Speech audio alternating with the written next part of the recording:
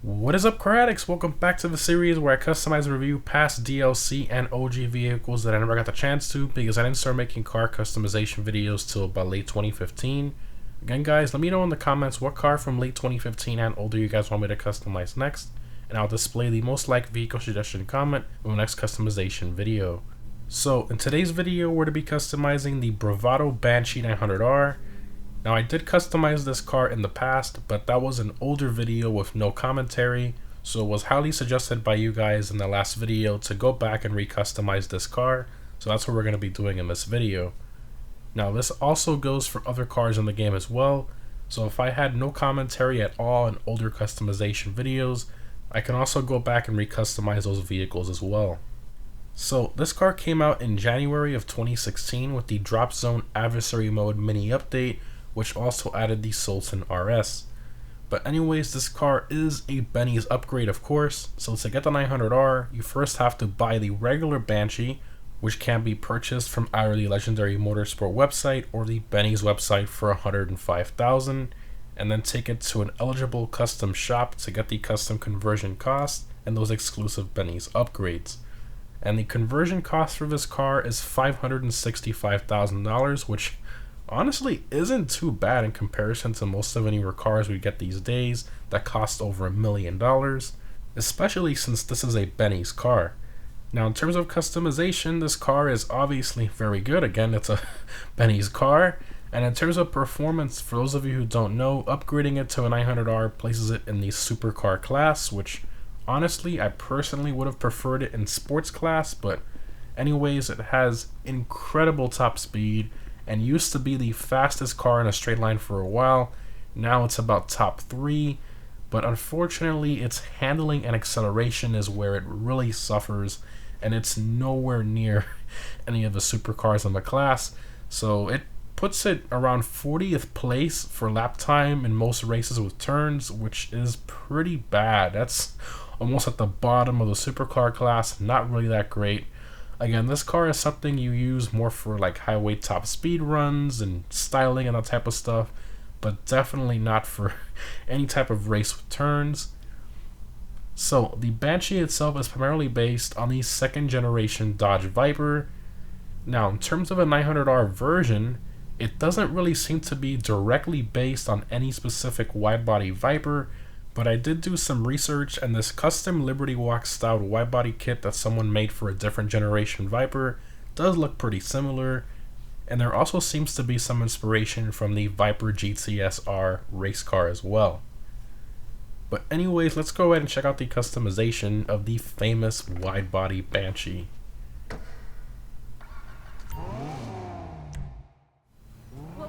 Alright, 900R, so we already did the Benny's conversion on it. So armor, brakes, bumpers, so you have a carbon front bumper, which makes the entire stock front bumper carbon. Very weird choice there. Then you have bolt-on arches, which I guess is like the stock, I guess the regular Banshee front bumper, but with the wide body arches. That's weird looking, kind of. I guess the smooth one looks a bit better. We got classic RS bumper, I guess more like a race car style. We got drift RS bumper, very cool looking, not too bad. You got GT bumper, which is crazy downforce looking one, and then street SPL, which adds some extra vents there. Okay, I guess I'll go with this one, drift RS. Engine block, so you have primary valve covers, which also cleans up the engine bay a little bit, makes it look a little better in here. You got secondary, polished, and then carbon. I guess we'll do primary. 28,000 for that, that's a lot. Alright, you got strut brace, you got polished strut brace, so stock is the other strut brace, okay. Carbon, medium, titanium, a bunch of different options here. Okay, I guess we'll do the carbon. Engine tunes, exhaust, alright. Rub it up a bit here to get rid of the smoke. So you have dual exit, both sides stock. Then you got race exhaust, which looks pretty awful. You got chrome tip on one side. You got the twin carbon can, which I guess looks pretty decent. And then you got the cannons, which those look awful as well. So, the only good options, at least in my opinion, on this car is the dual exit, but they're way too far in. You can see there, it just looks very weird. And then the twin carbon can, probably the ones I like a bit better. They stick out some more, even though I don't really like the cans too much. Look a little weird. But I guess we'll do that one. Fenders, so you have, this is for the rear, so you have, removes the rivets on it. Very cool. Then you got carbon with rivets. Okay. So definitely the smooth. I think a smoother look looks better. Don't she look pretty? Hood options, so you have the stock vented hood. Then you have this other one with vents at the front. You got carbon smooth, I guess. Bolt-on arches. Oh, okay, so this one will give you that kind of effect if you want to choose that other bumper with the arch. Kind of weird. Okay. You got smooth. You got twin filter with arches. Exposed. Okay, bunch of different exposed engine options there.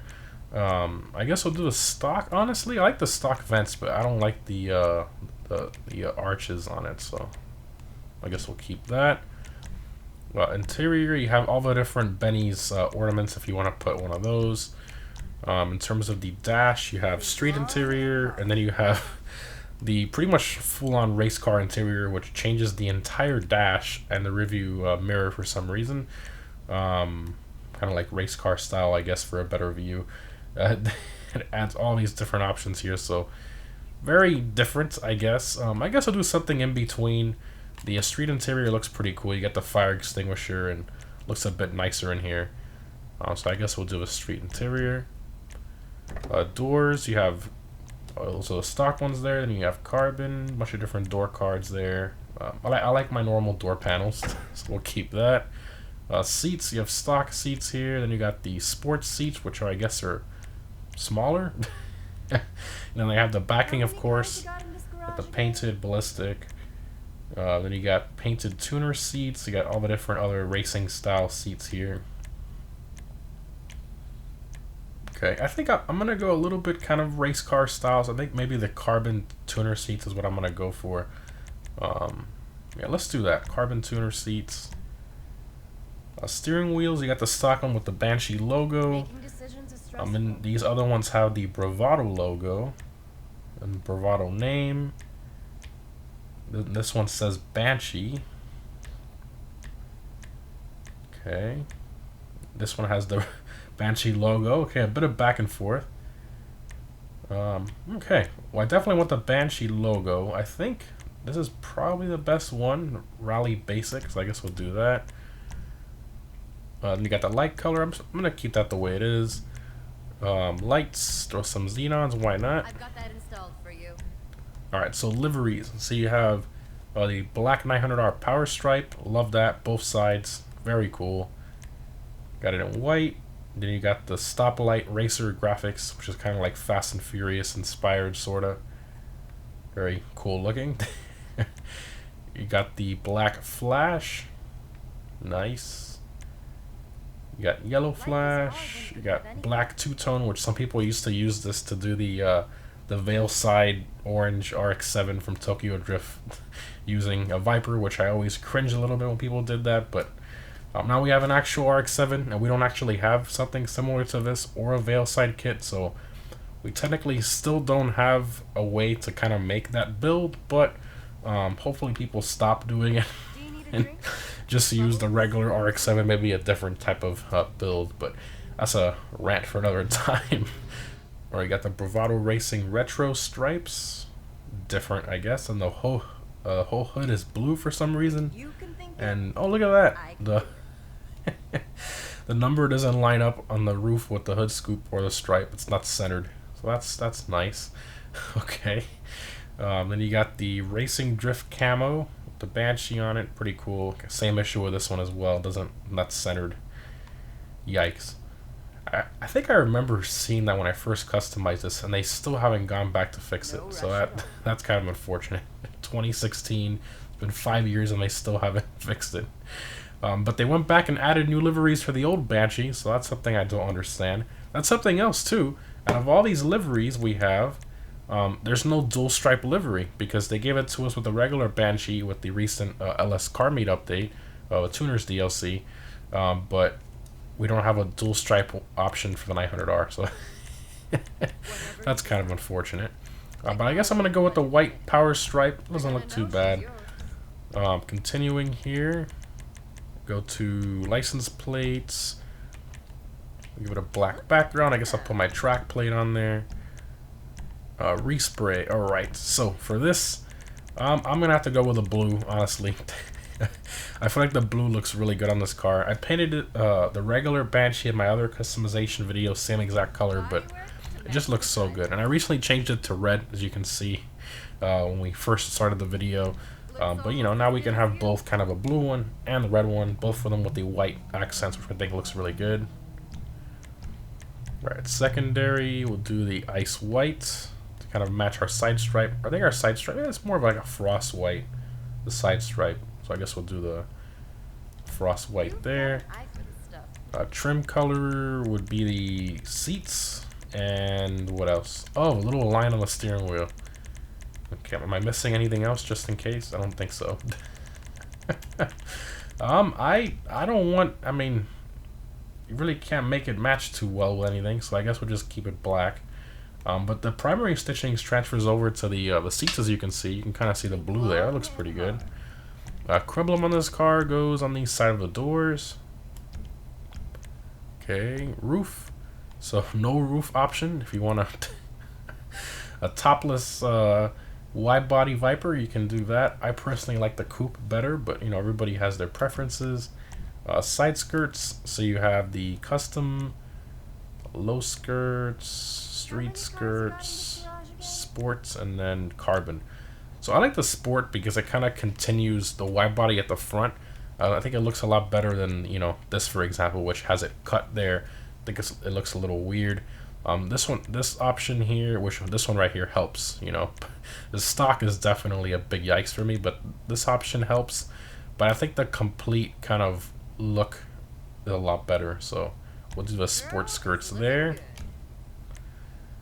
Spoiler upgrade. So, you know, you have the stock ducktail, of course, built into the bodywork, but to get the extra traction benefit, you need to purchase one of these spoilers, even though this car doesn't really handle that well. But got the high-level spoiler, got mid-level drift wing, the top-mounted spoiler, love that. And then you got all the different crazy extreme downforce and time attack wing. Oh man, that's a little crazy. So I think we're gonna do the high-level GT wing. Usually I would want to keep the factory ducktail look without the spoiler, but I think this build with the racing seats and all that, I think it looks good with the spoiler, so we'll do that. Suspension, we definitely have to lower this. So boom, it doesn't really go down that far. I mean, the difference isn't that. Well, I mean, it's a good bit, but not anything crazy like what we're used to with the newer cars. Tailgate. So if you want to smooth out the rear end, you know, get rid of the ducktail, you can do that. I guess it might look better with the spoiler, but personally, I prefer the ducktail and the spoiler together. I think it still looks good. This makes the back end of the car look very weird. Then you got bolt-on ducktail, kind of strange looking. Carbon smooth, and then this, and then whoa, and then all this carbon. Okay, it's different, I guess. All right, continuing here. Transmission, turbo, wheels. Okay, so for this one, we're gonna go to the street category, or we're gonna go to the where are they? The Cosmo Mark 3s, and these are kind of similar to the stock 900R wheels. But the big benefit of applying any custom wheel, actually, we'll go to something random. Let's just go to muscle, for example. Look at how far the stock wheels stick out, and throwing on any custom wheel, boom, they come out further. So I mean, I think that's really cool. We'll go to high end as well, so you can see, boom, they just come out further. The fitment is just a lot better with any custom wheel you choose. So we're gonna go to streets, and I want to keep that same kind of stock wheel look because I just love the way these deep dish wheels look on this car. And the closest I think will be the Cosmo Mark IIs with a crazy deep dish So we're gonna do that. Looking good. And while we're at it, let's paint them black. Oh yeah. Oh yeah. That looks really good. That does look really, really good. Wow. Alright, continuing here, windows, got the tints. I guess we'll do some light smoke. I don't want to black it out too much. And that's all the options there. Not bad. I mean, for 2016, this was, one of the first Benny's vehicles, other than the lowriders, obviously. The lowriders came out first, and then I think these were the first kind of normal cars, the 900R, the Sultan RS, and the same kind of update. But let's go ahead and take it out for a drive. Let's exit to ground. Looks so, so good.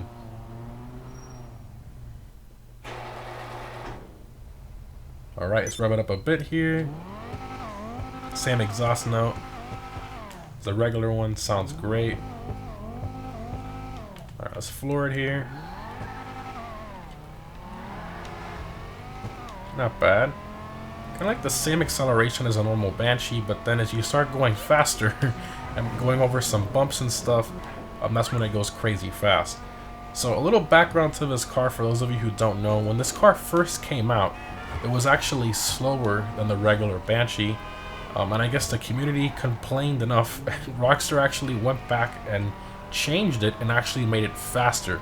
So fast, in fact, that it was the new king for top speed in its class that they threw it in, which was super for some reason, even though it should have been sports. But anyways, it had the highest top speed after they did that. But the handling and acceleration was still sort of like the regular Banshee, so it didn't really perform that well around tracks. I think it's something more for like drifting or power sliding and just styling and just pure top speed. Not so much it's not really track oriented at all, even though it looks like a track car. It probably should have been a track monster, but it doesn't handle that way or drive that way, unfortunately. It just is what it is. And it still looks great, and you can do a few different builds with this. You can do a track build, you can do a street kind of custom build. I did something kind of like in between here, but I think it came out great. Just a really great car. And of course the mid-drive still works, which is the Banshee is known for famously. Boom. Super nice. And once you pick up speed, I mean it's fast. It's definitely very, very quick. Alright, let's pull over here.